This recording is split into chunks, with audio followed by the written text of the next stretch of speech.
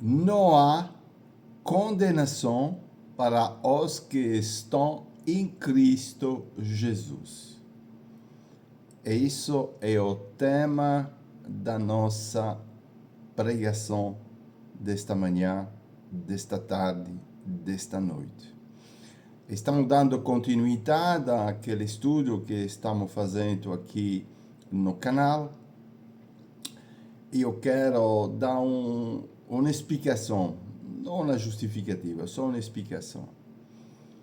Não é fácil a vida cristã.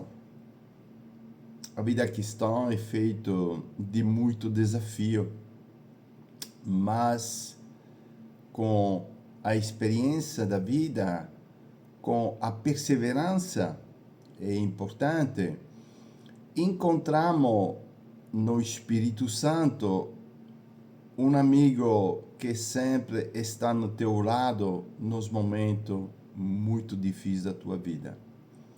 A vida é uma sucessão de vitórias e de derrotas. E gosto de dizer que aprendemos demais com as nossas derrotas em vez das nossas vitórias. É como no jogo de futebol. Quando estamos sempre ganhando o jogo, é muito fácil. Mas uma vez que chega a derrota, paramos para refletir o que nos aconteceu. É assim na vida. É assim o convite também da Bíblia. E é por isso que nós estamos aqui para dar continuidade à nossa vida, à nossa caminhada, mesmo uma vez com dificuldade. Pessoalmente, você sabe, não gosto de falar de mim, mas vou explicar. São mais de 6 anos agora, são mais de 6 anos agora, que tenho uma relação muito particular com o Espírito Santo. Na verdade, todos os dias de madrugada, eu sou acordado. Estou acordado. Não tenho o sábado e domingo para me descansar, mas todos os dias estou acordado. E cheguei a um ponto de ter uma relação muito particular com ele. É fantástico. Até ter briga, até ter muito conflito com ele, mas ao final é um companheiro que te dá, meu Deus, coisas incríveis, que te dá, que é muito paciente, que te acompanha, que te escuta muito,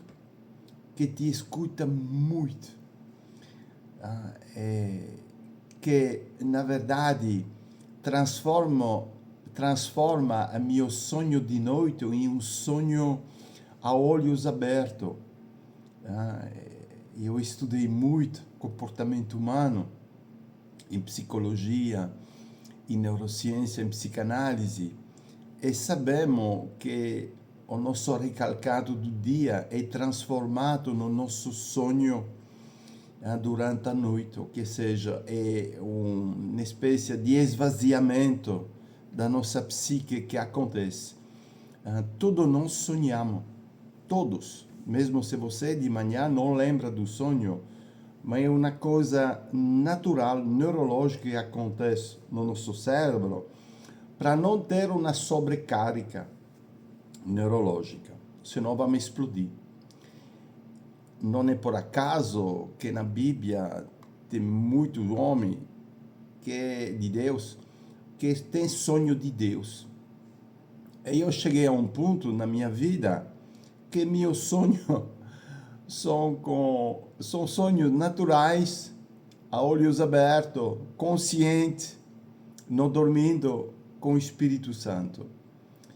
É uma caminhada longa, né? Não cheguei a esse ponto assim,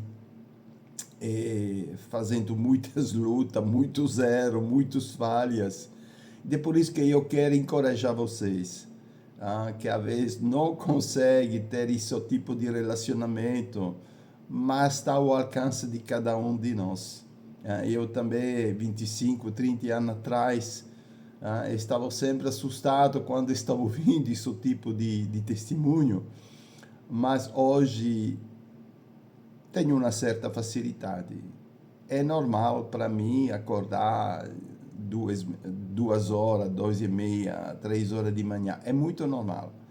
E depois de ter aquele momento de oração compartilhado com o Espírito Santo. Na verdade, estou orando junto com o Espírito Santo, com troca de ideia, com troca de intercessão, de ação de graça, de agradecimento a Ele para tudo que estou recebendo. É fantástico. É uma experiência que, repito, está ao alcance de tudo. E eu encorajo vocês não fazer as coisas forçadas, não colocar o despertador para te acordar e para ter aquele relacionamento. Não é assim que funciona. E eu fiz isso durante muito tempo. Chegou cansaço físico, cansaço espiritual, até psicológico, e não dá. Dá um afastamento, é o contrário. Mas quando é natural, quando você recebe o toque suave de madrugada do Espírito Santo, é um refrigério que não tem palavra para definir. Eu acordo todos os dias de manhã, de forma natural, de madrugada. Podem ir dormir a 10 horas, 1 hora e meia de noite. Ele me acorda, fala: Raniero, é hora de ter a nossa conversa. É fantástico. Tento sempre, evidentemente, e sempre me estou esforçando em ir dormir bem cedo, antes de 10 horas de noite, a fim de ter mínimo 4, 5 horas de sono, porque depois, na vez que estou acordado, vou até o final do dia, assim, e com a idade, ainda sou jovem, mas com a idade pesa, e particularmente à tarde. Mas, enfim, hoje estamos com a nossa continuidade da pregação e oratoria, e acabei de dar o tema: isso, não há condenação para os que estão em Cristo Jesus. Evidentemente, você está percebendo que isso é um versículo de Romano, mas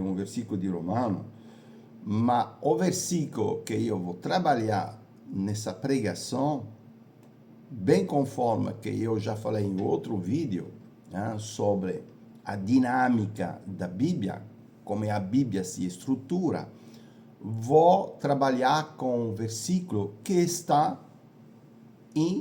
nos Evangelhos.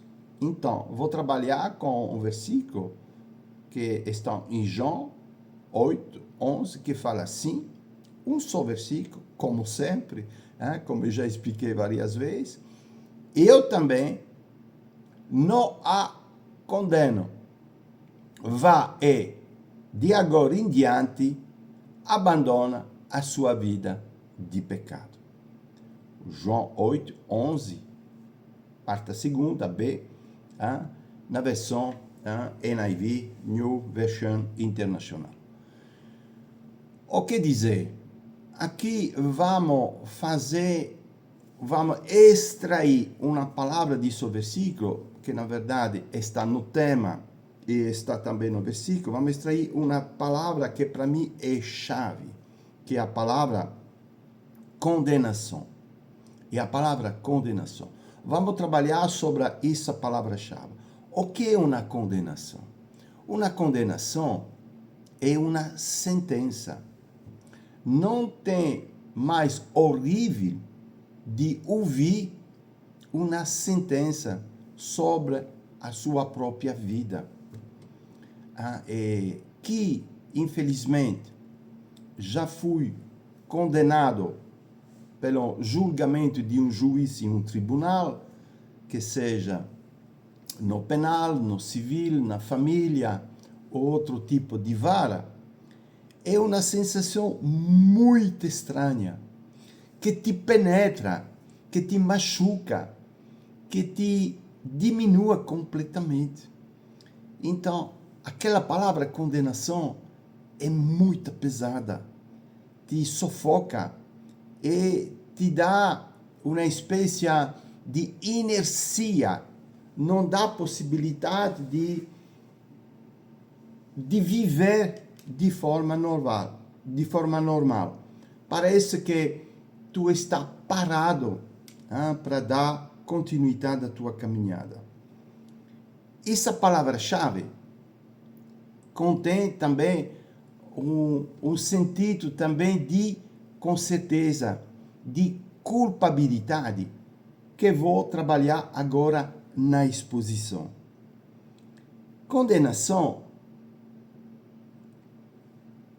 dá sentido de culpabilidade. Tu és culpado. Eu te condeno porque tu és culpado. E a culpabilidade, é uma mistura de dois sentimentos. Já falei um pouco em outro vídeo também, se me lembro bem, o vídeo sobre o medo. Temos quatro sentimentos importantes na vida que falei, que é o medo do futuro, temos tristeza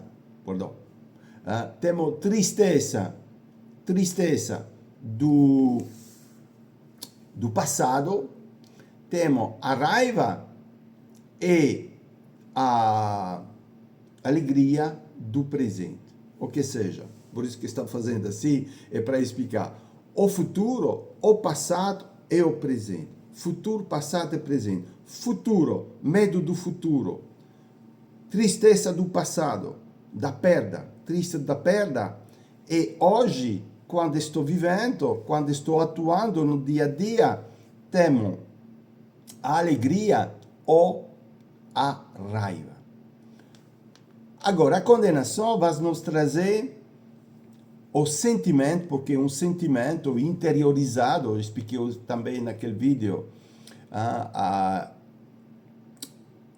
como dizer, os quatro sentimentos, mas expliquei também que o sentimento se cruza 2 por 2, às vezes 3 é muito raro, mas acho que aparelhos estão se mexendo muito, mas sou eu que estou mexendo muito. Estou utilizando algum artifício para melhorar, mas vamos ver, vamos dar continuidade. O que seja, a culpabilidade é uma mistura de dois sentimentos. É a mistura da raiva com si mesmo, e a raiva de ter errado, e o medo pelo futuro. O que seja, tenho medo, com aquele peso que agora tenho, de não ter mais um reconhecimento, primeiramente, pessoal, como eu me estou aceitando, qual tipo de identidade estou carregando, e depois, em que isso se chama intrapessoal, e depois a segunda é o interpessoal, é com a sociedade. Como eu vou ser analisado, como eu vou ser aceito pela sociedade. O que seja, essa condenação vai ser muito impactante pela minha vida. E Jesus ali fala bem claro, nesse versículo. Eu também. O que seja, Jesus fala do exterior da pessoa. Eu te estou aceitando. Eu te aceito. Eu não te condeno. Eu não te condeno mais. Tu está continuando a te condenar? É essa a pergunta. Porque é um assunto que devemos refletir bem. Porque esse assunto, na verdade, é o que afasta milhares e milhares de crentes nas igrejas. É sério. Muitas vezes, nas nossas pregações, queridos pastores, estamos condenando as pessoas. Como, Raniero? Simplesmente, não de forma direta, evidentemente, mas de uma forma indireta. Se você escutou bem o que estou dizendo, a pessoa são culpada, são condenada, tem erro, tem falha, tem pecado. Então, está com raiva de si mesmo. Estão com raiva de si mesmo. Mas por que fez isso? Oh, que burro. Enfim, muitas coisas. Por que separei da minha esposa? Por que deixei o emprego? Por que me deu de jogar o bicho, de fazer outra coisa? Enfim, a pessoa se culpa, a pessoa tem raiva. Não é um acaso que o suicídio está aumentando hoje, infelizmente. Mas isso é outro assunto. Vamos fazer outro vídeo. Tenho centenas de vídeos a apresentar a vocês. Mas com calma, vamos fazer todos. Então, está com raiva. E acabei de explicar que os nossos irmãos que estão ali, aquela raiva, junto com o medo, que seja, junto com o medo de não ser aceito do grupo, da comunidade, da igreja, vão preferir se afastar em vez de ficar. Isso é um dos resultados que nós temos nas nossas igrejas. O que seja, devemos ser muito cuidadosos quando estamos pregando, meditando, testemunhando, ensinando, porque essa culpa que nós temos no interior não se afasta assim.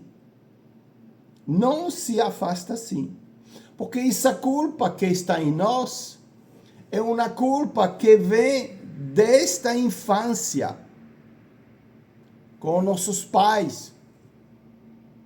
Tu és um burro, tu não consegue, teu irmão é melhor que você, tu és como tua mãe, tu és como teu pai. Enfim, todas aquelas palavrinhas que recebemos desta infância, que são todos sequelas, traumatismo que são incorporados, que estão em nós. E são eles, ver o vídeo sobre o barragem, uma dica, veja o meu vídeo sobre o barragem. E tudo isso vai gerenciar o quê? Uma culpabilidade no presente.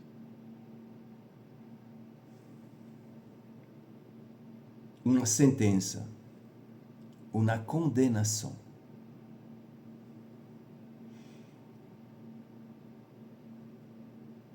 Infelizmente, as pessoas são doentes hoje. Com a sociedade frenética que temos, sociedade de consumismo, de acumulação, de competição, somos todos doentes. E essa culpa está no meio de todos. Estão nas igrejas, estão nos grupos, nas associações, está em todos os lugares, e em particular nas famílias. Em Cristo Jesus, somos, fala em Romanos 8, 1 e 2, aqui estou dando a ilustração, passei a exposição, agora estou indo na ilustração, vou, para ilustrar, buscar um versículo, pode ser no Novo Testamento ou no Antigo Testamento, como você quiser, e pode fazer a narrativa daquele versículo. Mas aqui, no caso que nos ocupa, do nosso tempo, na condenação para os que estão em Cristo Jesus, estamos em Cristo Jesus, nos libertou da lei do pecado e da morte. Uau! Nos libertou da lei do pecado e da morte. Na exposição foi bem claro. Qual é a lei do pecado? É de nos culpar, é de nos condenar, é de estar sempre com aquele julgamento sobre a nossa vida. Tu és um pecador, tu não vai conseguir sair. E ali vai dar, naturalmente, uma morte espiritual sobre a tua vida. Mas em Cristo Jesus, bem como Jesus falou àquela mulher, que não fui condenado, não vou fazer a narrativa daquela inclusão que está em João 8, sobre a mulher adúltera. Ali tem muita coisa a dizer, mas eu deixo você explorar aquele texto bíblico, porque no Levítico era, como dizer, empedrejada, eram lapidadas completamente, que estava em adúltero, que seja o homem e mulher. Naquele caso, foi só a mulher. Mas, enfim, vou falar disso outra vez, quando vou enfatizar mais o sistema patriarcal e matriarcal. Mas, aqui estamos em Cristo Jesus, ganhamos a liberdade. Mais uma vez, uma decisão na vida não é automática. Eu sempre estou dizendo, nas igrejas, quando estamos ensinando ou pregando, devemos trabalhar a curto, médio e a longo prazo. Muitas vezes, quando estou ouvindo pregação e ensino, parece que em 40, 50, uma hora que estamos pregando, queremos que a pessoa deixe o pecado, se converte e agora seja um irmão fiel em Cristo Jesus. É impossível. Humanamente, é impossível. Mesmo, e podemos ver isso na Bíblia. Agora eu vou abrir uma parêntese. Podemos ver isso com os discípulos de Jesus, os apóstolos. Eu tenho algum livro aqui das histórias dos apóstolos, mas que são narrativas, são fábulas, não são verdadeiras. Os únicos apóstolos que ficaram atrás de Jesus, vamos dizer assim, que se apegaram a Jesus, foi o apóstolo João, evidentemente, que ele teve uma relação muito particular com Jesus. Jesus trabalhou bem isso. Isso também é um outro comentário, outra vez, um outro ensino, perdão, não comentário. E o outro, evidentemente, foi o apóstolo Pedro. E Pedro tive que puxar a orelha, tive que buscar ele, para dizer, vem aqui tu, onde você está indo?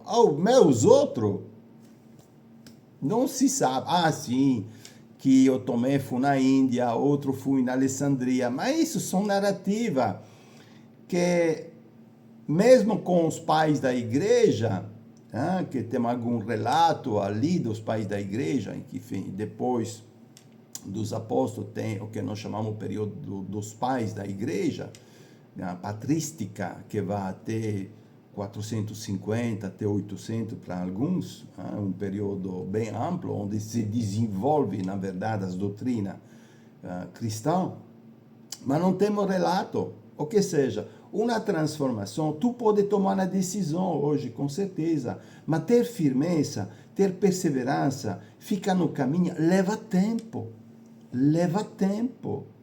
e nós devemos ser muito cuidadosos com isso. É por isso que sempre estou dizendo, nós devemos ter plano de ensino, nós devemos ter plano de pregação, nós devemos ter plano de acompanhamento espiritual, de aconselhamento bíblico, de terapia. Devemos ter plano. Não é varinha mágica. Isso não é de nosso Deus. Eu não reconheço Deus assim. E podemos ver também no Antigo Testamento um assunto, por exemplo, de José, a relação de José com os irmãos, levou 50 anos para se reconciliar. 50 anos. De Gênesis a 37, a 50, levou 50 anos para se reconciliar completamente. Então, é sempre um processo, uma caminhada. Não por acaso Jesus fala, eu sou o caminho, a verdade e a vida. Não acaso.